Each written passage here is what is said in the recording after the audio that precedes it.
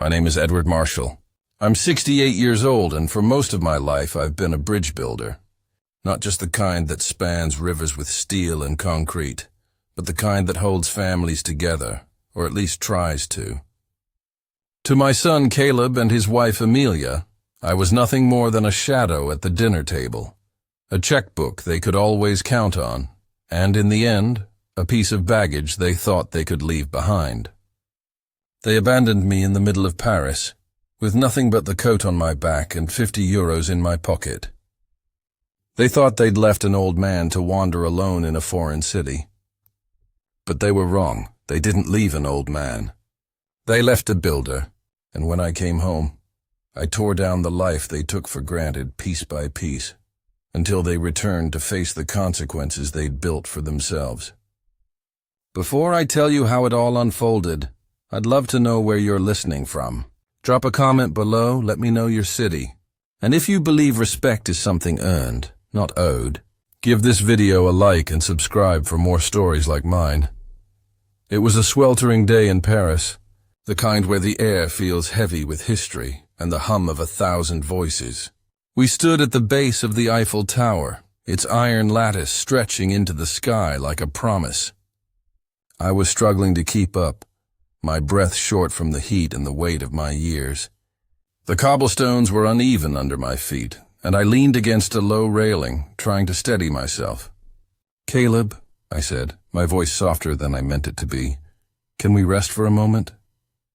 My son didn't even look at me. He exchanged a glance with Amelia, a sharp, impatient look that cut deeper than words. She adjusted her sunglasses, her lips tight, while Caleb ran a hand through his neatly trimmed hair. "Come on, Dad," he said, his tone clipped. "We just got here. We don't have time to stop." Amelia's eyes were fixed on a vendor selling overpriced trinkets, her interest anywhere but with me. My son, the boy I'd taught to sketch bridges on graph paper, wouldn't meet my gaze. They stepped a few feet away, their voices low but not low enough. The buzz of tourists and the clatter of the city couldn't drown out Caleb's words. "Amelia, do we really need to drag him everywhere?" He's slowing us down. "We've got 1 week in Paris, 1 week." His words hit me like a gust of cold wind. Slowing them down, a burden. Amelia's response was barely a murmur, but I heard it. "Maybe he's tired. We can come back for him later. They turned back to me, their faces painted with forced concern. "Dad," Caleb said, pointing vaguely toward a cafe cart, "we're just going to grab some coffee. Stay here. We'll be right back." I watched them walk away, Caleb's arm around Amelia's shoulder, their figures swallowed by the crowd. I waited. The sun climbed higher, turning the tower's shadow into a sharp line across the pavement. 10 minutes passed, then 30, then an hour. The Eiffel Tower loomed above me, indifferent as the truth settled in my bones. They weren't coming back. The truth hit me harder than the Parisian sun. My son Caleb and his wife Amelia had left me, a 68-year-old man, alone in the middle of a city where I didn't speak the language. I stood there at the base of the Eiffel Tower, watching the sky turn from gold to a soft, bruised purple as the sun dipped toward the Seine. Tourists swirled around me, their laughter and chatter a cruel contrast to the hollow ache in my chest. I had no passport, no wallet, just 50 euros crumpled in my coat pocket, and an old flip phone that was useless without an international plan. For a moment I felt the weight of it all, the betrayal, the loneliness, the sheer audacity of their abandonment. It was like a bridge collapsing under me, leaving me stranded on the wrong side of a river. But I've built bridges my whole life. Not just the kind that carry cars over water, but the kind that carry people through hard times. I wasn't about to let this break me. I took a deep breath, steadied my shaking hands, and started walking. The cobblestones were slick under my shoes, each step a reminder of how far I was from home. I didn't know where I was going, just that I had to move. Every corner I turned showed me families posing for photos, couples sharing ice cream, fathers hoisting their kids onto their shoulders. Each scene was a fresh stab, a reminder of what I'd lost, not just today, but over years of drift between me and Caleb. My mind wandered to Vivian, my wife, gone 3 years now. This trip was for her. Paris was her dream, one she'd carried in her heart for decades. She'd kept a little notebook, its pages yellowed and curling, filled with clippings of the Louvre, Notre Dame, the cafes along the Seine. She'd talk about sipping coffee at a sidewalk table, about tasting a real croissant, about feeling the pulse of a city she'd only seen in pictures. When the cancer came, it stole her too fast. In her final days, her hand frail in mine, she made me promise. "Go to Paris, Edward," she whispered. "Take Caleb, fix what's broken between you," I promised her. Of course I did. To make it happen, I sold my old pickup truck, the one we'd driven to job sites together, its bed scratched from years of hauling tools. I added that money to the small savings she'd tucked away in a tin box under our bed. It was enough for 3 plane tickets, a decent hotel, a chance to honor her memory, and maybe, just maybe, rebuild the bridge to my son. But now, standing alone in Paris, I saw how foolish I'd been. Caleb and Amelia hadn't come for Vivian's dream or for me. They'd come for a free vacation, and I was just the price they had to pay. The sun was gone now, the city lights flickering on like stars. Panic clawed at me, threatening to pull me under. No money, no papers, no way to call for help. But then I remembered who I was. I'm a bridge builder. When the ground gives way, you don't stand there staring at the gap. You find a way across.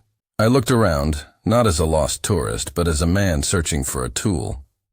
My eyes landed on a small bakery tucked into a quiet street, its windows glowing warm against the evening chill. The sign read, Boulangerie Colette, and inside, an older woman with kind eyes and flour-dusted hands was arranging pastries. I stepped inside, the smell of fresh bread wrapping around me like a blanket. I held up my useless phone, shook my head, and pointed to myself. "American," I said, my voice hoarse. "Lost. Need help." It was clumsy, a desperate gesture, but the woman, Madame Colette, I later learned, understood. Her face softened and she nodded, pointing to a stool in the corner. "Sit," she said in halting English. She called to a young man behind the counter, her grandson, I guessed, and he typed something into a laptop. Madame Colette handed me a tiny cup of espresso, its warmth steadying my hands. "Wi-Fi," she said, pointing to a handwritten sign on the wall. Her grandson slid a piece of paper across the counter. "American Embassy," he said, his accent thick but clear. It was an address, a lifeline. I looked at Madame Colette, her eyes crinkling with a kindness that needed no translation. "Thank you," I said, and I meant it with every fiber of my being.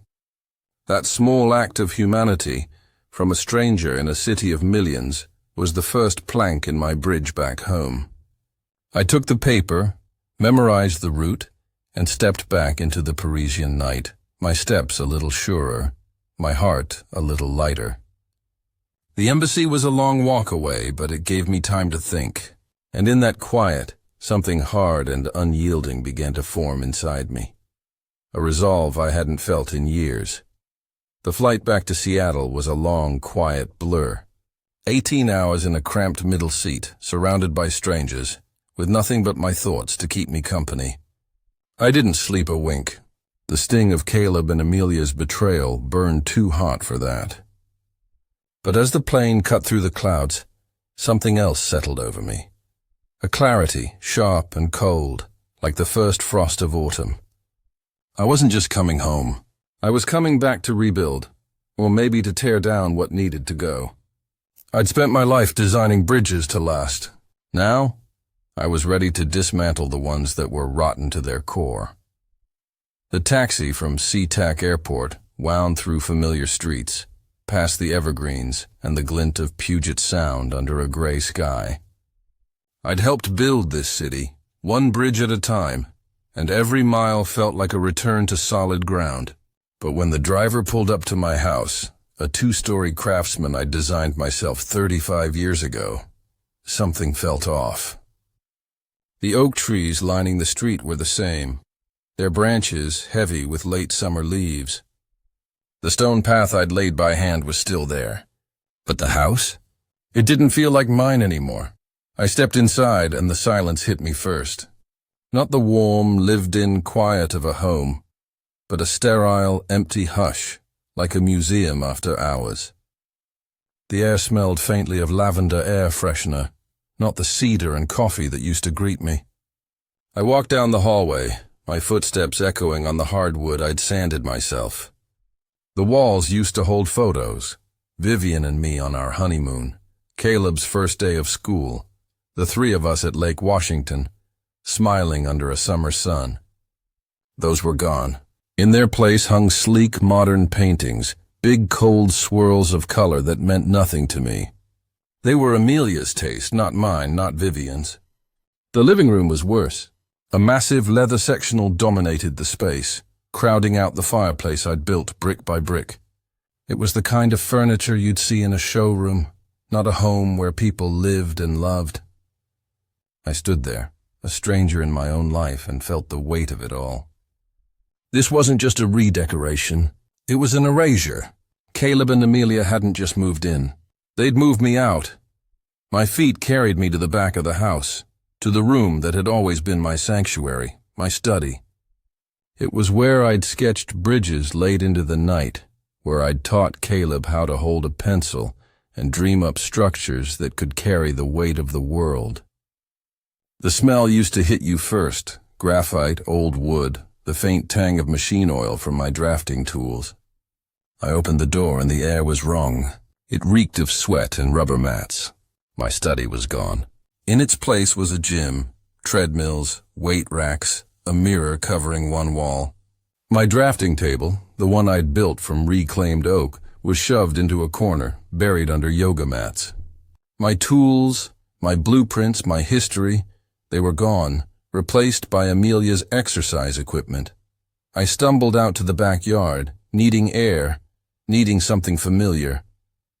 And that's when I saw it, Vivian's garden. My wife had poured her soul into that patch of earth.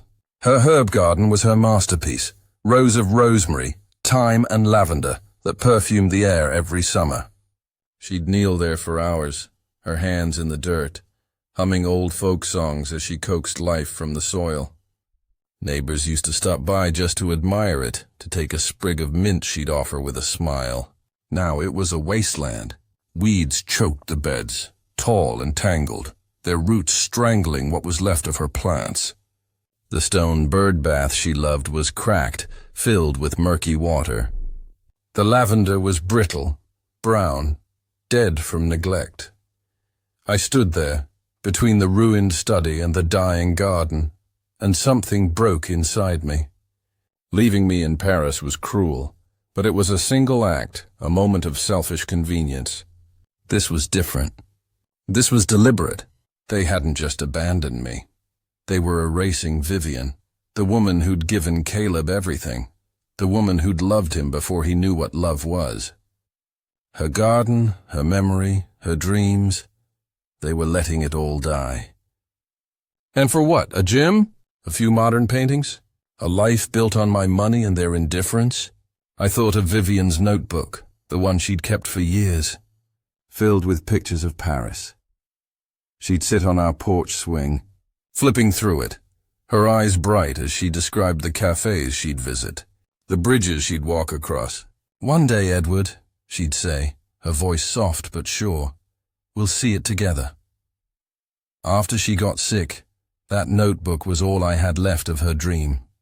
I sold my old truck to make it real, thinking it would bring Caleb closer, thinking it would honor her.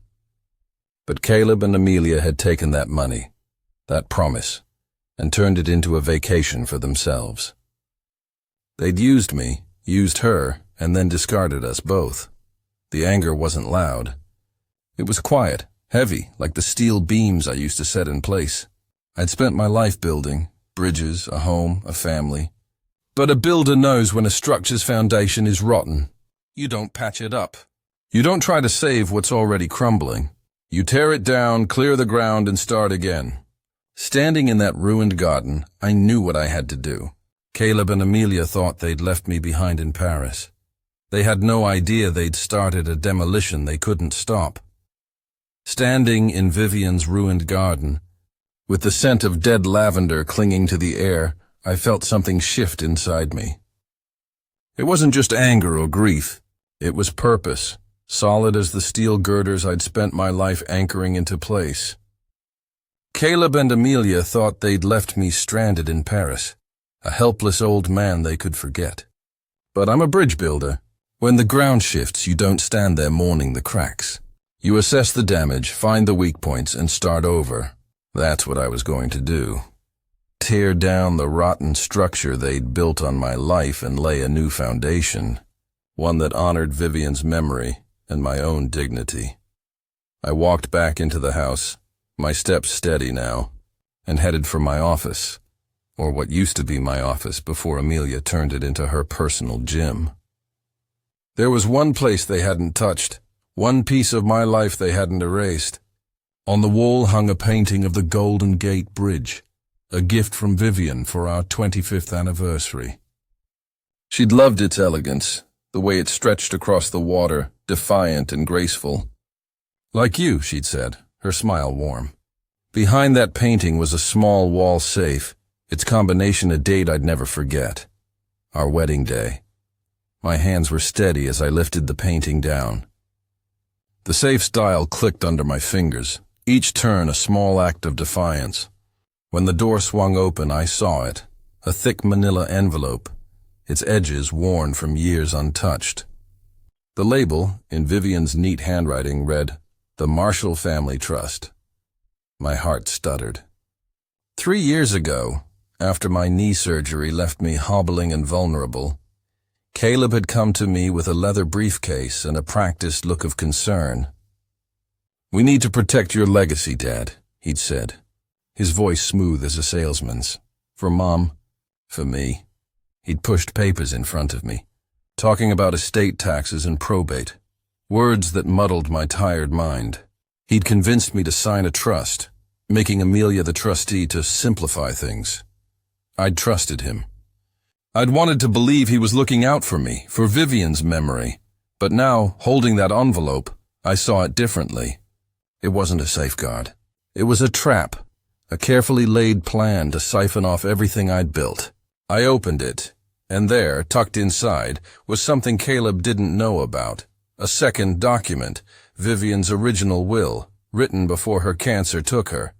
I read it, my eyes scanning the legal text, and there it was, a clause stating that I, Edward Marshall, was the sole grantor of the trust, with full power to revoke or amend it at any time. And there was more. A handwritten note from Vivian, her words like a whisper from the grave. "Edward, if you're reading this, trust yourself. You've always known what's right." She'd known. Somehow she'd known Caleb might try to twist her wishes. The twist hit me like a jolt.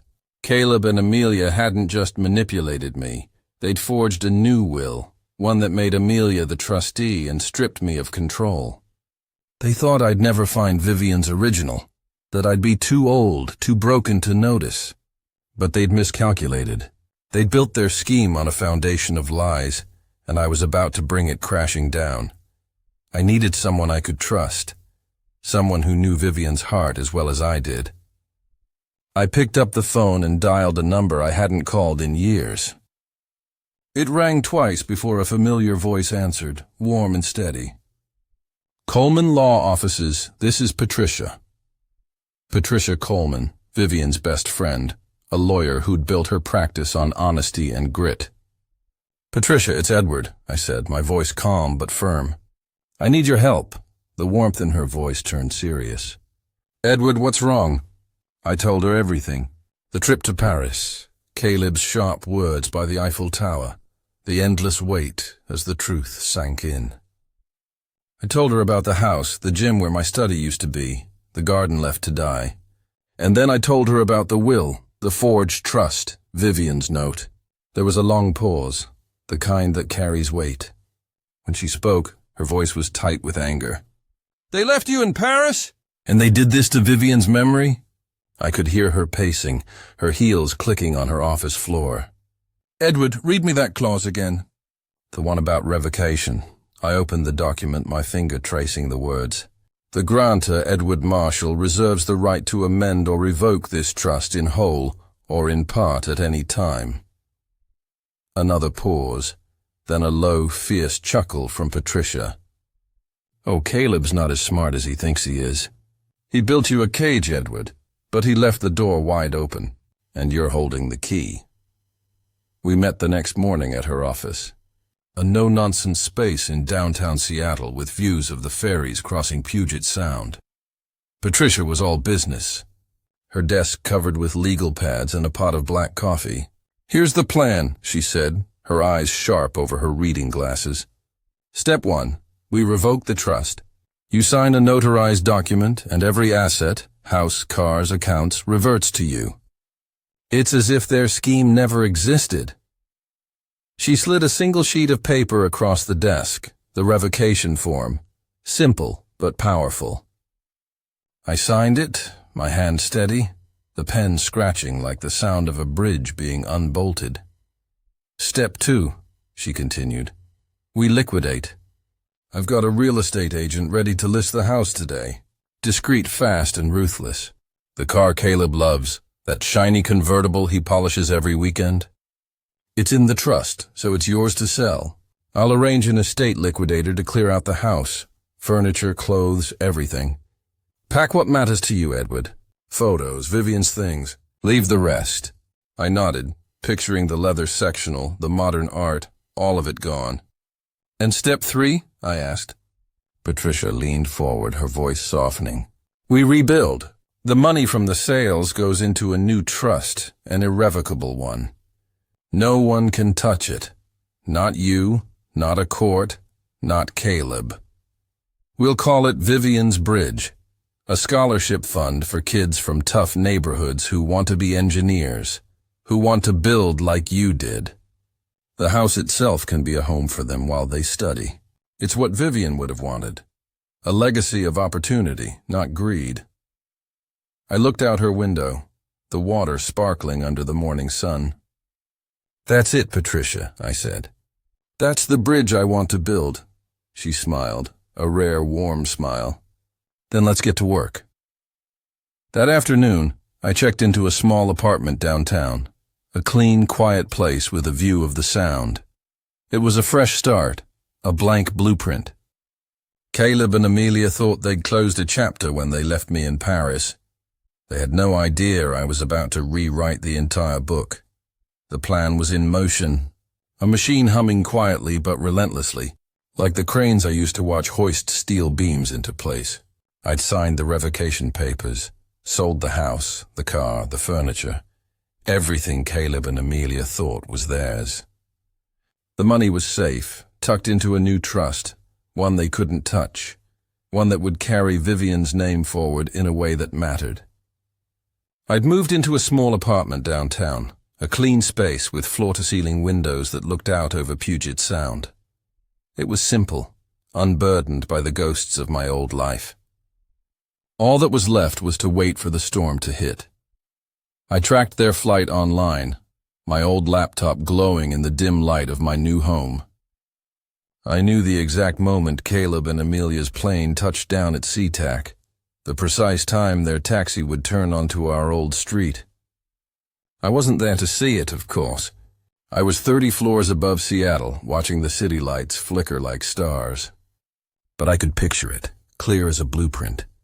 They'd be laughing, maybe a little tipsy from their Parisian vacation, their suitcases stuffed with souvenirs bought with my money. They'd pull up to the house, the one I'd built with my own hands, expecting it to stand there as it always had, solid, dependable, theirs.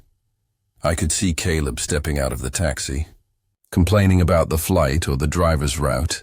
Amelia would be scrolling through her phone, picking photos to post online, her mind already on the likes and comments. They'd walk up the stone path I'd laid 35 years ago, not noticing the change at first. Then one of them would stop. Maybe Caleb, his smug grin fading as he spotted the sign hammered into the lawn. A simple red and white rectangle, one word in bold letters, sold. Confusion would hit first, a disorienting fog. They'd laugh, a nervous chuckle, thinking it was a mistake, a prank. Caleb would stride over, touch the sign, expecting it to vanish like a bad dream. But it was real, solid, final. Then the second blow. He'd glance at the garage, expecting his pride and joy, that sleek convertible he polished every Sunday. But the door would be ajar, revealing not his car but an empty space, or maybe a stranger's sedan parked where his should be. Amelia would rush to the front door, fumbling with her keys, her hands shaking as the lock refused to turn. They'd peer through the windows, cupping their hands against the glass, and see nothing but bare floors and empty walls. The leather sectional, the modern art, her designer clothes, his wine collection, all gone. They'd stand there, surrounded by their useless luggage, like shipwreck survivors on a shore they didn't recognize. Their world, the one they'd built on my dime, had vanished. My phone lit up less than an hour later, a frantic symphony of calls and texts. Caleb's name flashed first, then Amelia's, then Caleb again. Voicemails piled up, each one more desperate. "Dad, where are you? What's going on?" Then anger. "Edward, pick up right now." "What the hell did you do?" Finally pleading. "Dad, please, I'm scared. Call me." I let them spin, let their panic build, let them feel the weight of their own choices. I sent one text to both of them, my thumb steady. "Be at Patricia Coleman's law office tomorrow. 10 a.m. your questions will be answered." Then I turned off my phone and watched the city lights, calm as the tide. The next morning, I sat in Patricia's conference room, a sleek space with dark wood and a view of the Sound. Patricia was beside me, her folder open, a cup of coffee untouched. The clock struck 10 and the receptionist buzzed. "Mr. Marshall, your son and his wife are here." I nodded. "Send them in." The door opened and I barely recognized them. The tanned, confident couple from Paris was gone. Caleb's suit was wrinkled, his eyes bloodshot, like he hadn't slept. Amelia's face was puffy, her makeup smudged from crying. They stood in the doorway, looking from me to Patricia, their expressions a mix of fury and bewilderment. "What is this, Dad?" Amelia started, her voice trembling. "Why is the house sold? Where's our stuff?" Caleb stepped forward, his jaw tight. "This isn't a game, Edward. You need to fix this. That house is ours. It's in the trust. I'm the trustee, or did you forget?" His voice dripped with arrogance, a man so sure of his own cleverness. I stayed silent, my face unreadable, letting their words hang in the air. Amelia's voice broke into a wail. "How could you do this to us? After everything we've done for you. We took you to Paris, Dad. We took care of you." The hypocrisy was staggering. Took care of me? They'd turned my study into a gym. Let Vivian's garden die. Left me stranded in a foreign city. I let her cry, let the silence amplify her performance. Caleb's fists clenched, his voice a low growl. "You had no right. That trust is ironclad. You can't touch it." Patricia leaned forward, her voice cold and precise. She slid a single document across the table, stopping it in front of Caleb. "You're mistaken, Mr. Harper. The trust you're referring to no longer exists." She pointed to the paper. "This is a notarized revocation of the Marshall family trust, executed 2 weeks ago. Edward, as the sole grantor, had the legal right to dissolve it. Every asset, house, car, accounts, reverted to his ownership. He sold the house because it was his to sell." Caleb's face drained of color. He stared at the document, his mouth open, searching for a way out. "But the trust, we used the best lawyers." His voice faltered, the word ironclad dissolving into nothing. Then he asked, desperate, "Who bought it? Who has the house?" This was the moment I'd been waiting for. I turned to Amelia, meeting her eyes for the first time. She looked back, her tears giving way to a dawning horror. "I sold it to an organization," I said, my voice quiet but steady, filling the room. "Vivian's Bridge, a scholarship foundation in your mother's name. The house you grew up in, Caleb, will now be a home for young African-American students studying engineering in Seattle. Your mother's legacy won't be a garage full of cars or a closet full of handbags. It'll be opportunity, a chance for kids who want to build bridges, not burn them. That's what Vivian wanted. That's her bridge." The silence was deafening, heavier than any I'd ever known. Caleb stood frozen, his confidence shattered. Amelia crumpled into a chair, her sobs no longer theatrical but raw, the sound of a woman realizing she'd traded her father's love for nothing. Caleb turned on her, his voice venomous. "This is your fault, Amelia. If you hadn't pushed me to control him, we'd still have everything." She didn't fight back, just sank deeper into her grief, seeing the truth too late. I stood, holding a small metal box I'd brought from the apartment.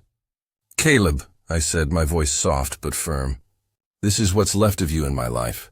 I handed it to him. Inside was a tiny model bridge he'd built at age 10, a photo of us fishing at Lake Washington, and Vivian's wedding ring, simple and silver. "The rest," I said, "you'll have to build yourself."